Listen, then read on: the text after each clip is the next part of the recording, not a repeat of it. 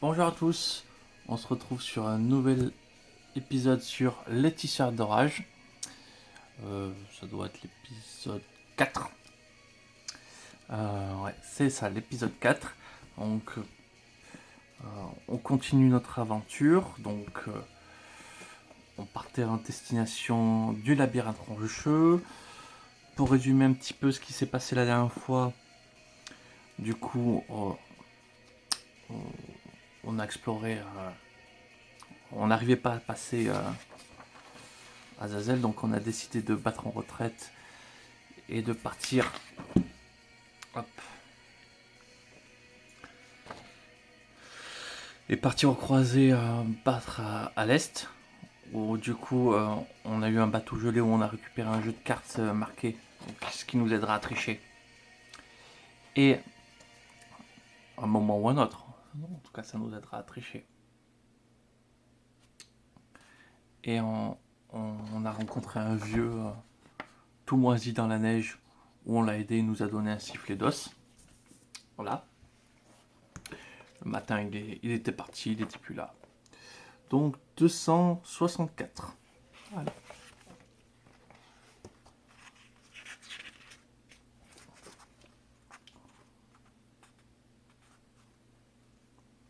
C'est ça. Dans le labyrinthe rocheux 264. 264. La forteresse Est.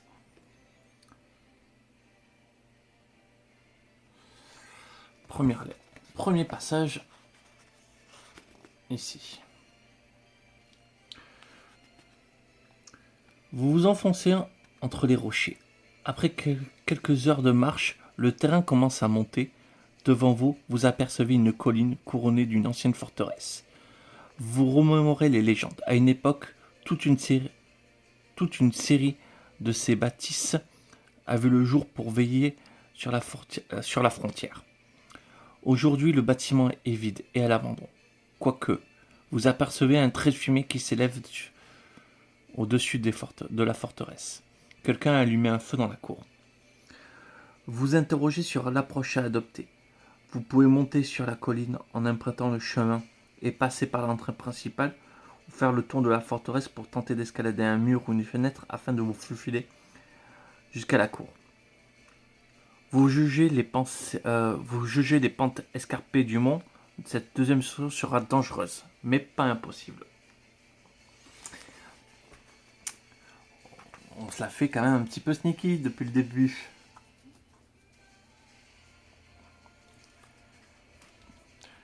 Est-ce qu'on prend un risque?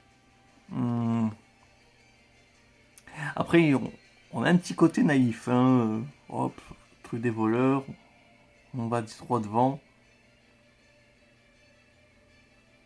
Enfin, si ça peut me donner une chance, 253.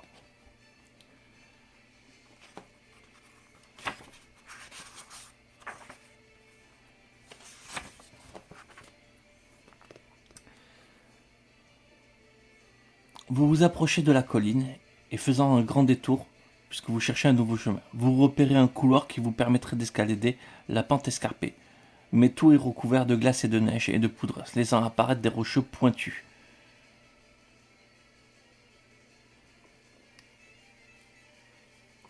Vous décidez de tenter l'escalade, testez votre dextérité. Ouais, non, mais c'est mort. On préfère revenir sur la route principale et passer par la grande porte. Ouais, 265. Ouais, là.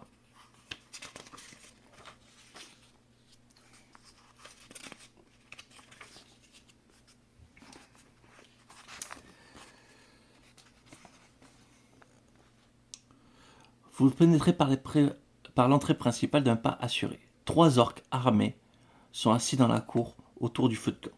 À côté d'eux, plutôt au-dessus, sur l'une des poutres de la structure carbonisée que jadis a probablement été une forge, un homme vêtu d'un haillon gris faisant penser à des plumes et accroupi dans une position digne d'un oiseau.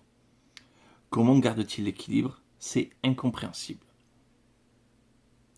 Vous attaquez immédiatement les orques. 239. Ben, on n'est pas ce style-là. On aime parler. On va tenter de discuter. 252.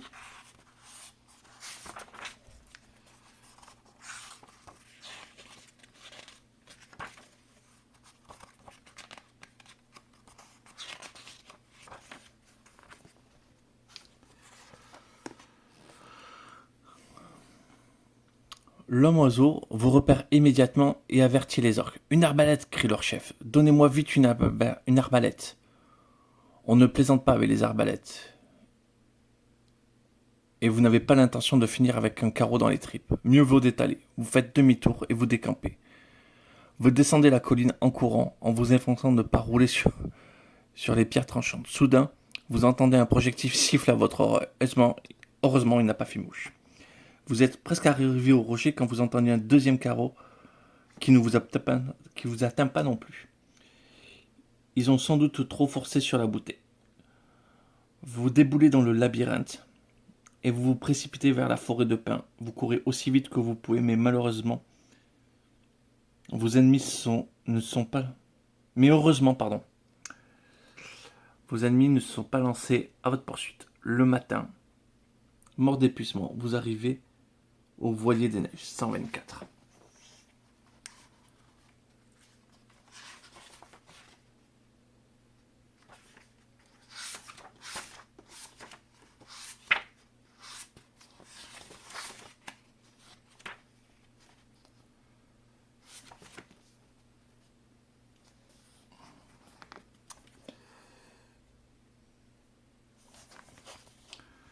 Est-ce qu'on essaie de tirer un peu plus à l'est? Parce que bon... Forêt de pins / forteresse est. On va essayer de tirer à l'est encore.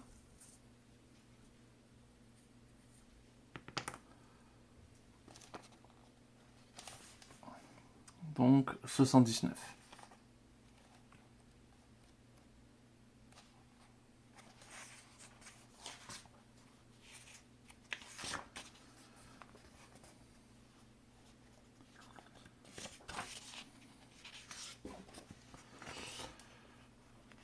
La mine de glaise rouge. Vous approchez du versant ouest de la chaîne de montagnes qui s'étend au sud au nord. À ses pieds se trouve la mine de glaise rouge. Les travaux d'excavation reprendront en avril. Pour le moment, les wagons sont sagement alignés sous un auvent. Les rails disparaissent dans les profondeurs nord du puits de mine. Il n'y a probablement personne à proximité. La glaise extraite ici permet de créer des alliages céramiques extrêmement solides, très recherchés sur le marché. Vous avez vous-même entendu parler de dagues forgées dans ce matériau. Invisible au sort de détection d'armes. Toutefois, les guérisseurs locaux lui ont également découvert d'autres propriétés. Il l'utilise pour fabriquer un élixir qui permet de retrouver instantanément sa meilleure forme physique. En hiver, les mines est fermée.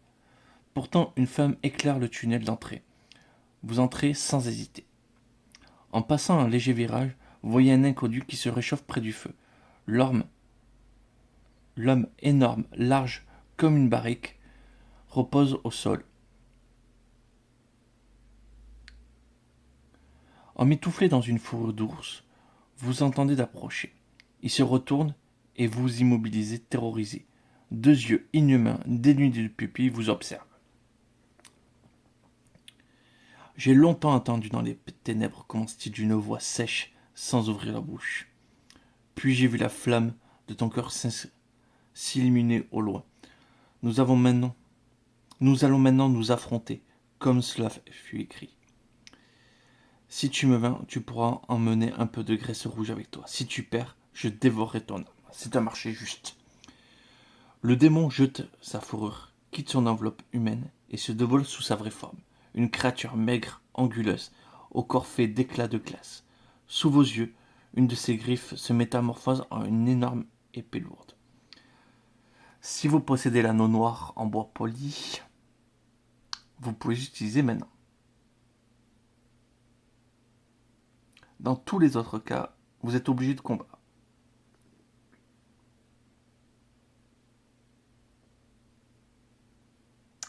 Si vous vainquez le démon, vous remportez 2 manches d'affilée. Et si vous perdez.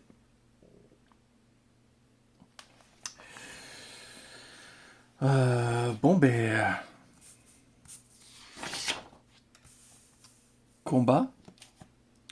Il a 8 en dex, j'ai un 6 en dex. Donc déjà, il faut que je fasse des plus 2.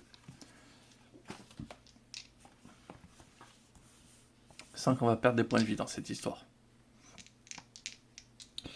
Allez, je suis le dé rouge. Je perds de 1. Donc j'ai pas de coefficient d'armure. Donc j'étais à 18. Donc je perds 3 points de vie. Hop. Voilà déjà à 15. Et j'ai perdu le round. Attendez. Bon, ça on va dire que ça va être son attaque, mais moi je fais des attaques surnoises. Je réfléchis pas. Réussite. Alors lui il a 40 points de vie. Donc on va... Voilà. On va mettre les points de vie du démon clairement. 40, donc là 37.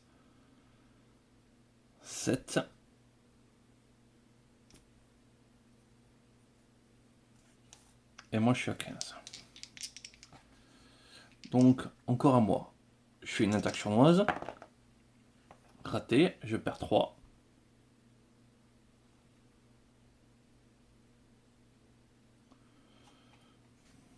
Je suis toujours le rouge. 4, 5, 6, 7, 8.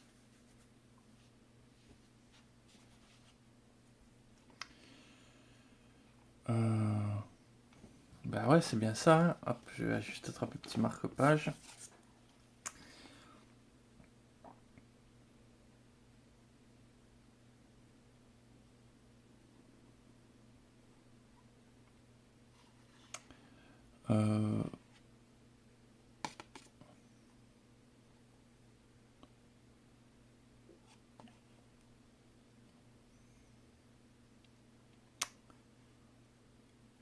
Dextérité de l'attaquant. Plus un des 6.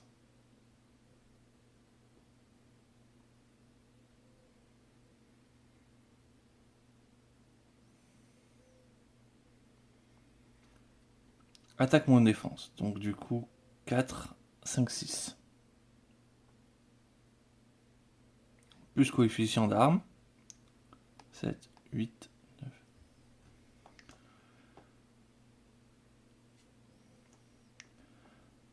Donc 3. Donc ça fait 9 dégâts.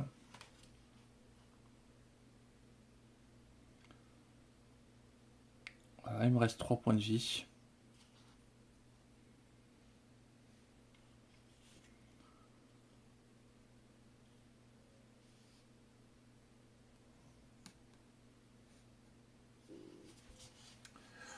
Donc c'est fini de faire un test de dextérité, donc on va essayer de l'attaquer. Je suis toujours le rouge. Donc je fais 2 dégâts.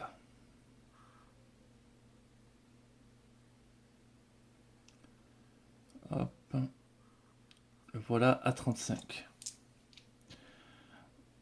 Ensuite, je suis toujours le rouge.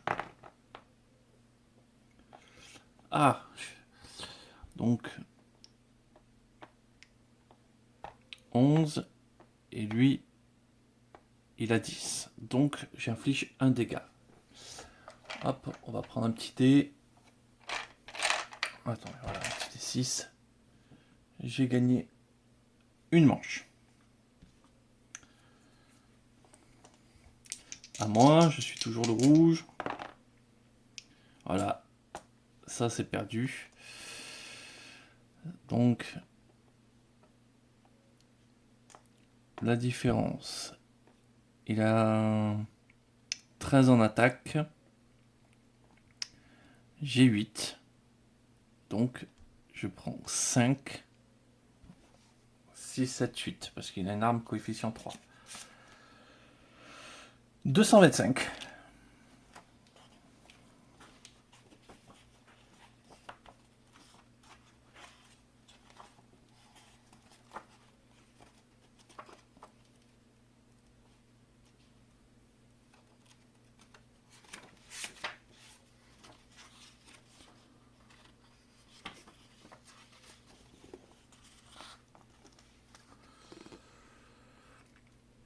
Vous avez la sensation de tomber dans un puits sans fond. Le temps s'est suspendu et vous ne savez pas si des secondes ou des minutes ou des journées se sont écoulées. Vous tombez. Vous ne voyez que les ténèbres, mais il s'agit de ténèbres ou de néant. Vous tombez. Les étoiles tournent autour de vous. Jetez un dé. 3. On va à 227.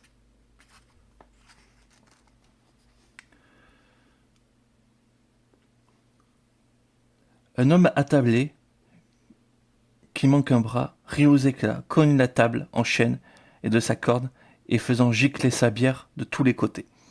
Les molosses couchés à ses pieds arrêtent un instant de ronger leur os et regardent joyeusement leur maître. Tu leur en as fait voir de toutes leurs couleurs, mon gars, s'écrie Tyr, avec joie.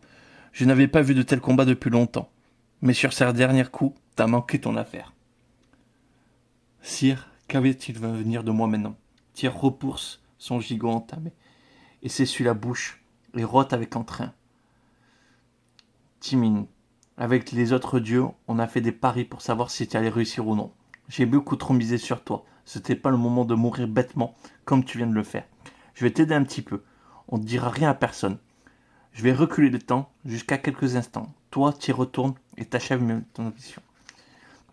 Ça nous sera profitable à tous les deux. Vous sentez vos forces revenir, vos points de vie reviennent à 20, votre dextérité, votre sagesse augmentent d'un point. La pièce disparaît sous vos yeux ébahis et un instant plus tard, vous vous retrouvez en 92. Non, mais...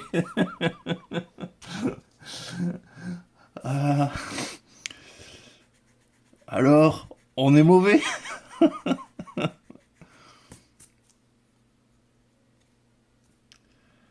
Me voilà à 7 en dextérité, on progresse. Et 9 en sagesse.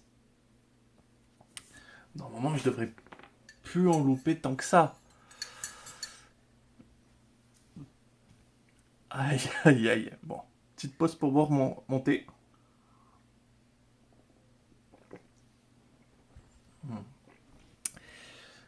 On a dit 92, hein?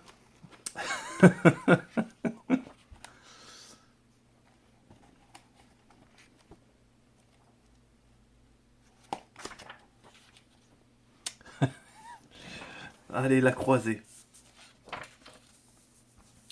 Bon, ici, c'est les mines plus démons.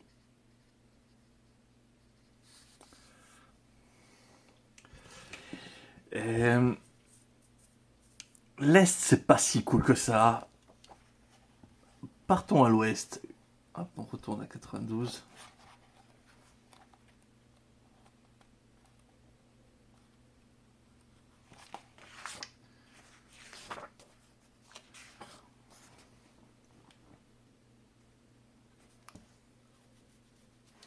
Ah oui, comme je suis repassé à 20 points de vie.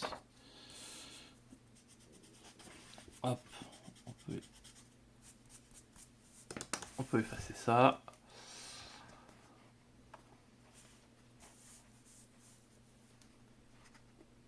J'ai pas trop envie d'être attaqué par des loups, donc on va veiller sur le feu. 98.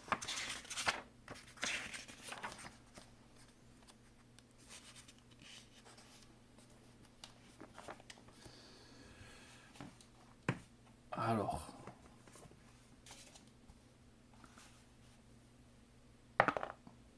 « 5, 95.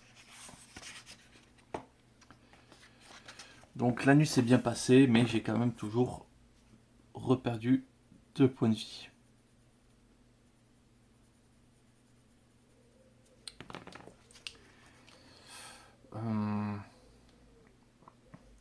Ouais, on repart à l'ouest, hein, 84.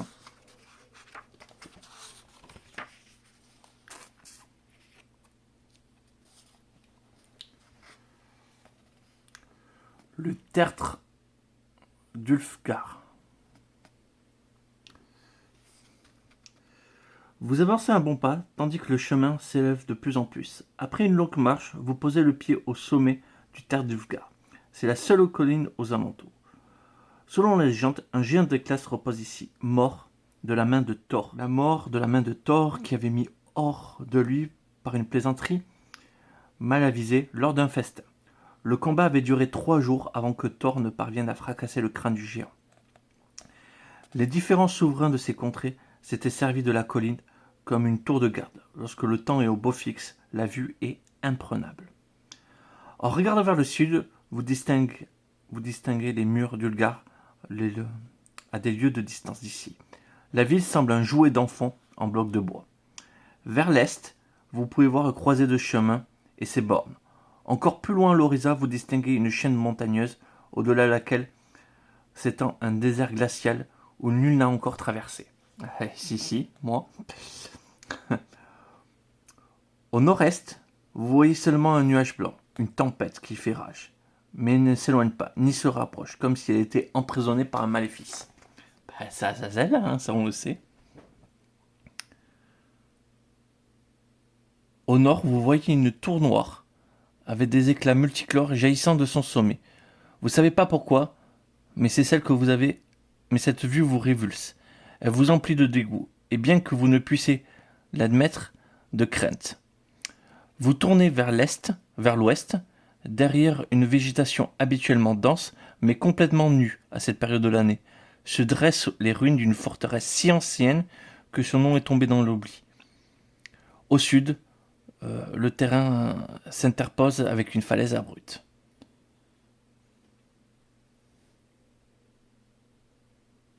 J'ai envie d'aller vers le nord. J'ai toujours envie d'aller aider le copain quand même. Enfin, le copain. Il m'a promis des pièces d'or, j'en ai plus. 39, rien. Allez, on va au nord.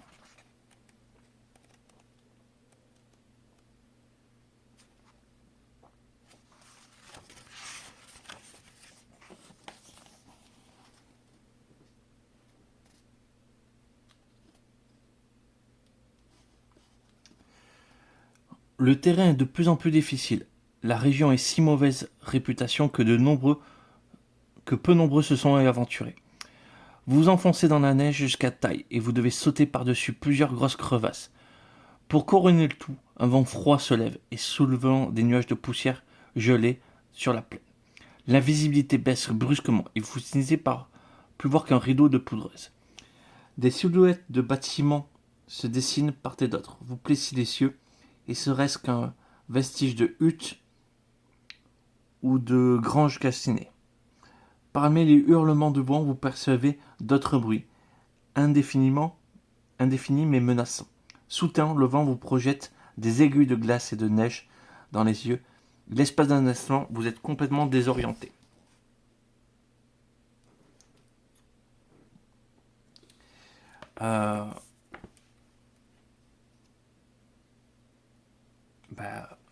Donc,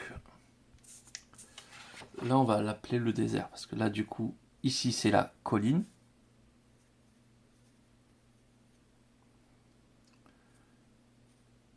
J'ai été vers le nord. On appelle ça le désert.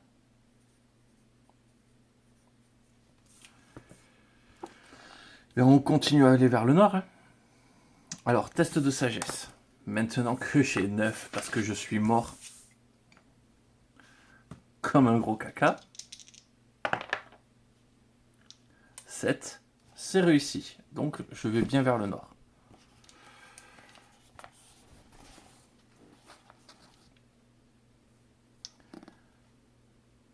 Vous êtes complètement égaré dans le blizzard quand soudain la tempête se calme et vous apercevez une immense tour noire devant vous. 13.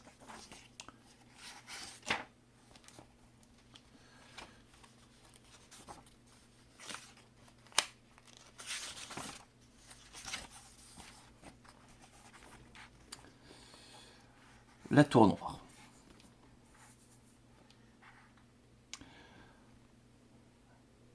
La tour perce la neige telle une dent noire dans la bouche d'un cadavre. Vous approchez en surveillant attentivement les environs. Son sommet disparaît dans des lourds nuages de plomb. Qui donc a pu construire cette bâtisse? Les pierres qui la composent s'imbriquent parfaitement, rentrant des jonctions pratiquement invisibles. La tour ne montre aucun signe d'issue, mais vous sentez qu'elle était là bien avant que les humains n'arrivent dans ces terres. Il pourrait même que ça s'agisse d'une ancienne construction du Nord. Pendant des siècles, elle est restée à l'abandon. Mais la faible lueur qui éclaire les fenêtres supérieures témoigne de la venue de nouveaux occupants. En guise d'entrée, sa porte, ouverte, telle la gueule d'un dieu affamé, n'est protégée par aucun portail. À l'évidence, le maître de lieu ne craint pas les intrus. Deux gardes émergent de l'entrée obscure, de gigantesques trolls des glaces. Leurs gueules sont déformées par un rictus témoignant d'une intelligence pernicieuse, contraire à la nature habituelle de ces créatures. Qui a bien pu métamorphoser ces monstres stupides par essence? Tant de questions.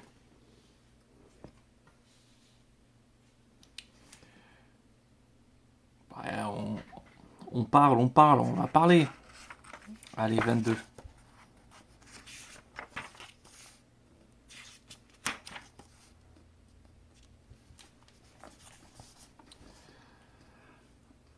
Les deux trolls s'approchent lentement. Leur peuple est un ennemi mortel du vote depuis des siècles. Votre barbe s'hérisse de fureur et instinctivement, votre main se met à se diriger vers votre arme.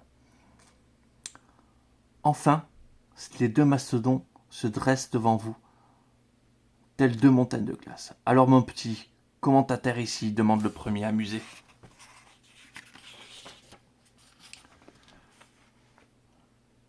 Fais gaffe, Nabo, ajoute le deuxième, railleur.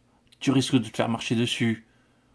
J'avais entendu dire, reprend le deuxième, que la vermine était venue de sous la montagne, mais je pensais pas qu'elle arriverait jusqu'ici. À ces mots, votre sang ne fait qu'un tour. Test de sagesse. C'est réussi. 23.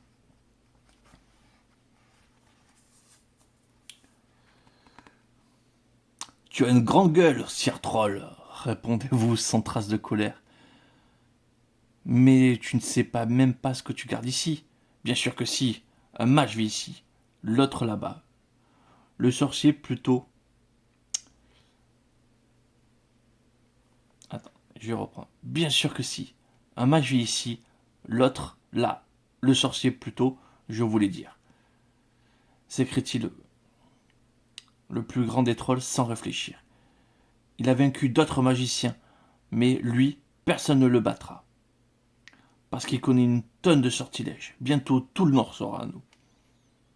La ferme, pourquoi tu l'ouvres hurle-t-il l'autre. De l'évidence, le plus malin des deux. Et toi, dégage et ne reviens pas, ou je te casse les deux jambes.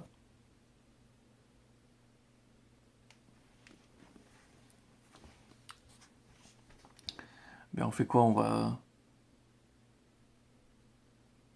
Ça me paraît pas une bonne idée de casser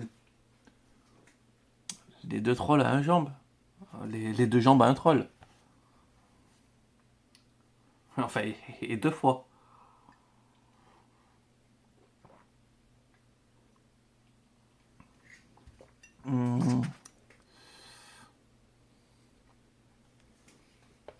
Après, la mort nous réussit.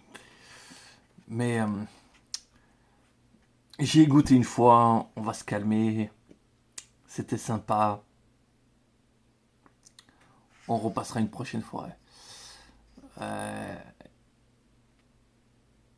On repart vers le sud. 39.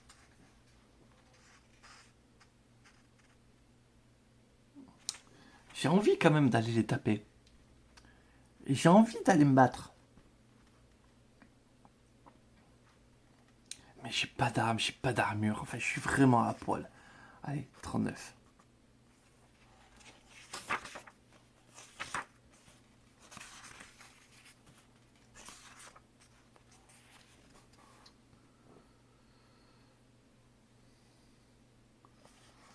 Ben, on refait un test de sagesse. Hein, parce que 9, c'est réussi. On va au sud, 84.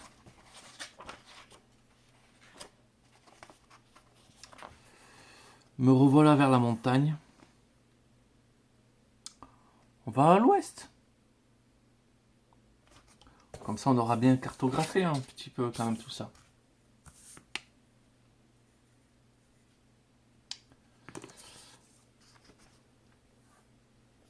On va à 38.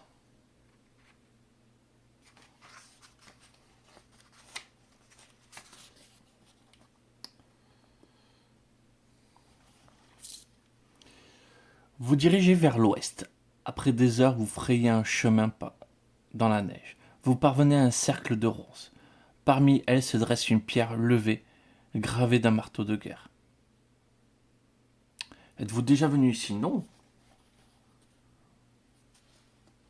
145.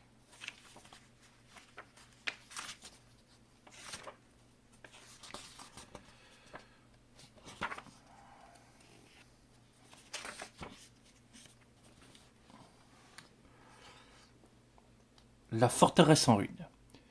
Vous franchissez des ronces et seulement votre épée pourpoint de cuir protège vos vêtements.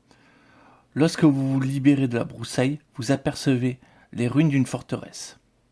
Un comte ou un autre noble a jadis gouverné sur cet endroit. Des étendards en lambeaux sont suspendus au mur, tristes témoins d'une gloire passée. L'architecture a quelque chose d'inquiétant, avec comme un déséquilibre inhabituel dans la taille des portes et des fenêtres, des fragments de sculptures étranges. Soudain, vous entendez appeler à l'aide. Sans réfléchir un instant, vous vous lancez pour trouver son origine. Au détour d'un virage, une scène étrange s'offre à vos yeux. Un gros homme vêtu d'un manteau écarlate doublé d'hermine est assis sur un cercle de pierre qui, en des temps plus glorieux, marquait probablement une tour de garde à l'aide d'un bâton. L'homme tente d'éloigner 3 loups blancs. Des bêtes grognent furieusement et semblent sur le point de faire tomber l'homme de son perchoir. Que faites-vous dans cette situation? On se lance sur les loups, l'arme au poing. Vous réfléchissez une façon habile de sauver l'homme. Et on se carapate comme un lâche.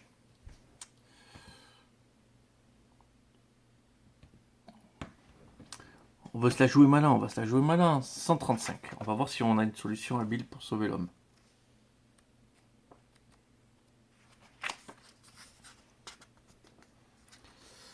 Test de sagesse. 9, réussi. Oh, depuis que c'est 9, ça fait plaisir. Parce qu'il a 9 en sagesse. Donc, 86.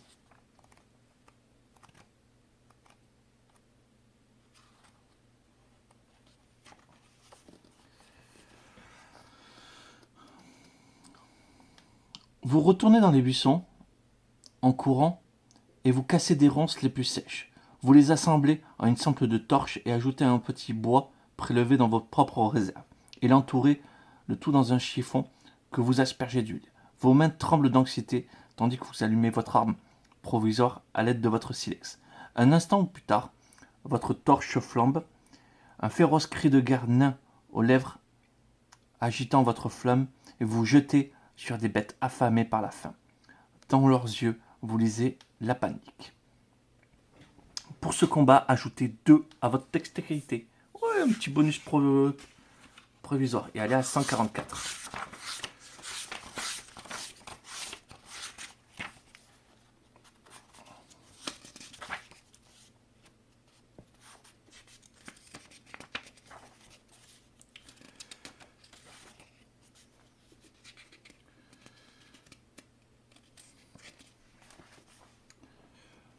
Pas le temps de tergiverser. Il faut tout simplement sauver cet homme avant que les loups ne le dévorent. Et, que son sort ne soit scellé. Pardon. Et que son sort ne soit scellé, pensez-vous. Vous jetez dans les espaces ouverts et foncez sur les bêtes sur les bêtes. Un féroce cri de guerre, nain aux lèvres. Et en décrivant des moulinets au-dessus de votre tête avec ma torche, vous prenez les créatures effrénées par surprise. Ma vitesse est de 2. Loup 1, loup 2, loup 3. Ok, le loup 1, c'est le loup alpha.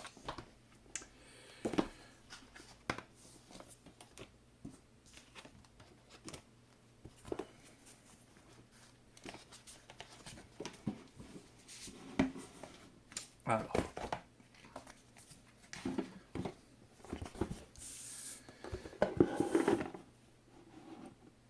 Voici. Alors.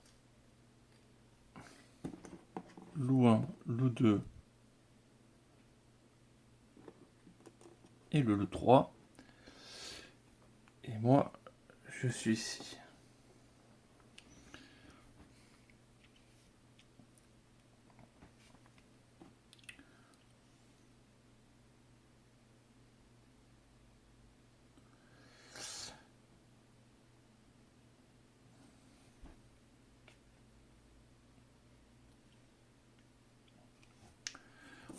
On va peut-être essayer de se placer par là, histoire de contrôler les loups, de ne pas être complètement submergé par les loups.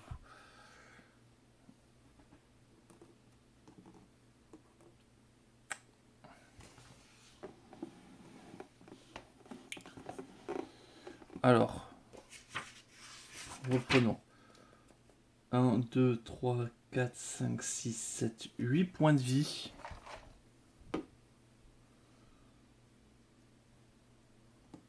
Pour le loup 1. 7 points de vie pour le loup 2. Et 6 points de vie pour le loup 3. À moi de commencer. 1, 2. Ensuite,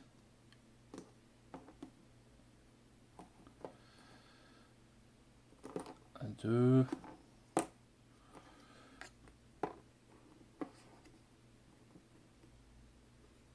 Voilà, ils ont tous avancé.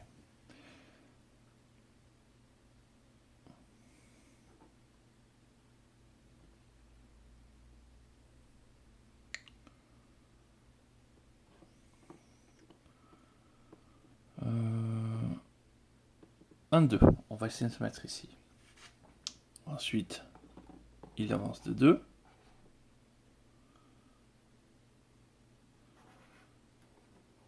Il avance de 2. Et lui aussi avance de 2. Ah non, vitesse 3. Pardon. Hop, bon, on refait le combat.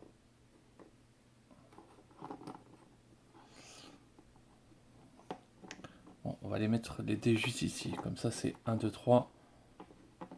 On sait qui en a fait. Et oui, les loups, c'est une vitesse de 3. Donc, moi, quand j'étais ici, j'ai fait 1, 2. Lui, il fait 1, 2, 3. Il fait 3. Il fait 3.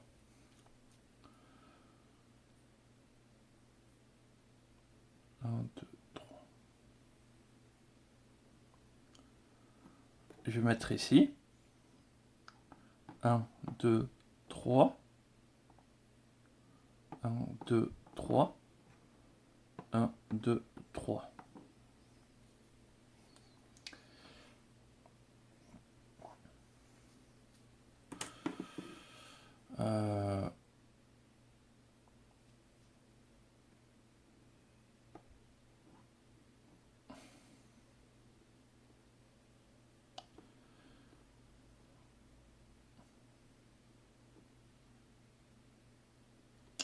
Je vais mettre ici. Et je vais tenter de faire une attaque sournoise. 9, ça passe. Ah mais le 9, c'est la bénédiction.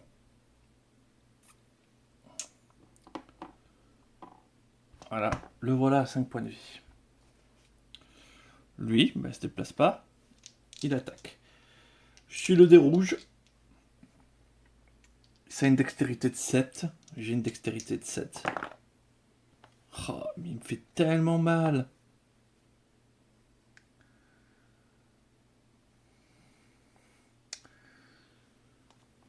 Mais il me fait 5 dégâts, quoi.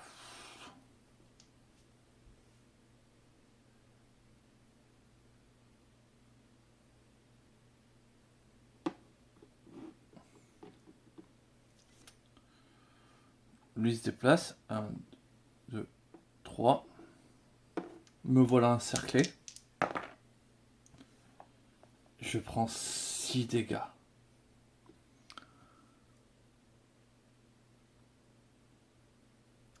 Me voilà à 7. 7. Ouais, déjà je peux plus faire d'attaque sournoise. Donc on va essayer d'attaquer normalement. Bah normalement... Bah j'ai pas précisé qui c'est que j'attaquais, mais du coup je pensais attaquer le loup 1, parce que c'était celui qui avait le plus de points de vie. Donc ça fait une égalité, ça fait rien. Ah oui, le loup 3 il vient ici.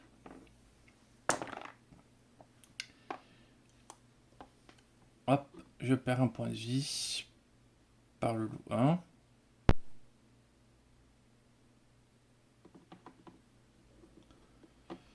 Le loup 2. Sachant que j'ai moins 1 en dex, donc en fait c'était 2 points de vie supplémentaires. Donc voilà, 5.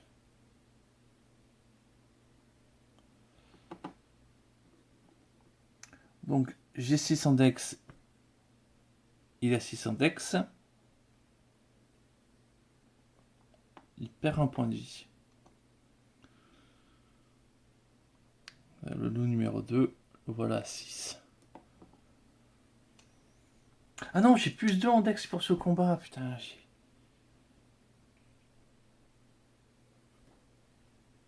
J'ai fait tout un truc et je l'ai oublié, quoi. Donc on va juste s'en servir pour lui, parce que du coup il va perdre 2 points de vie supplémentaires. Mais ce qui est perdu est perdu. Donc j'ai 8.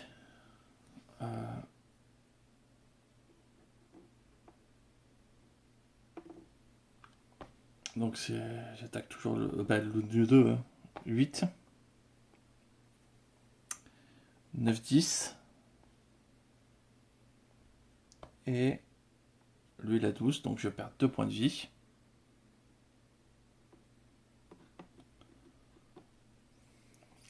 Me voilà à 3. Puis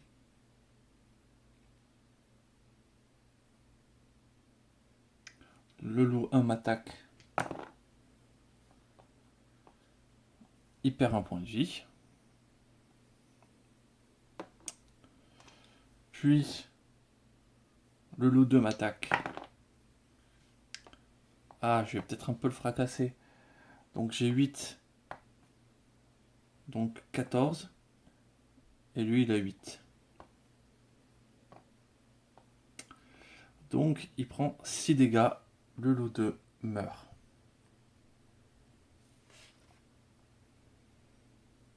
Le loup 3 se déplace. Il attaque.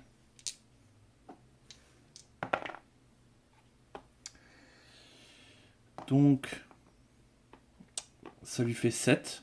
Moi j'ai... Non. Ça lui fait 9. Donc moi j'ai toujours 6, 7, 8. Je prends 1.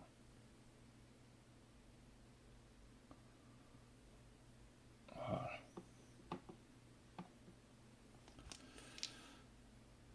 À moi. Je frappe.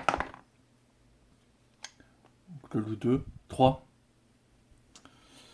On va essayer de réduire les malus. Donc le voilà 6. Donc je lui inflige 2 points de vie. Le loup a un tac.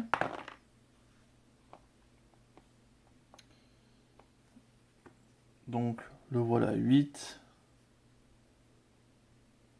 Moi aussi, je suis à 8, 9, 10. Donc, il perd 2.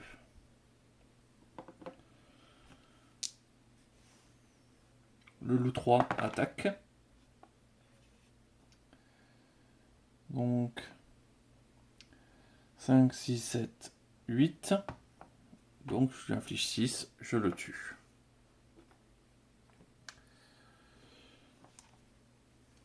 À moi.